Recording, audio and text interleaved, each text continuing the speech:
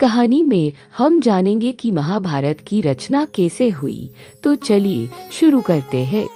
ऋषि वेद व्यास ने महाभारत की रचना करने का निर्णय लिया और जब वे इसका पाठ कर रहे थे तो उन्हें इसे लिखने के लिए किसी की आवश्यकता थी।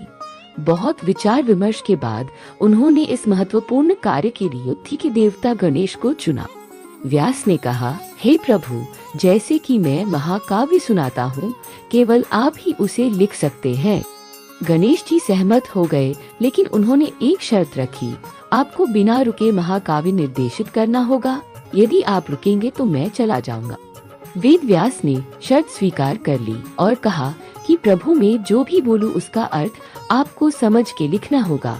भगवान गणेश सहमत हो गए और लंबा श्रुतलेख शुरू हुआ। यह अब तक दर्ज किया गया सबसे लंबा श्रुतलेख था, जिसमें व्यास द्वारा उच्चारित और गणेश द्वारा लिखे गए 10 लाख छंद शामिल थे। यही कारण है कि महाभारत में विराम दर्शाने वाले अल्प विराम नहीं है। व्यास वाक्य के अंत में भी नहीं रुकते थे, लेकिन भगवान गणेश को पता चल जाता था कि वाक्य कब समाप्त हुआ है और आगे बढ़ने से पहले वो विराम निशान लगा देते थे।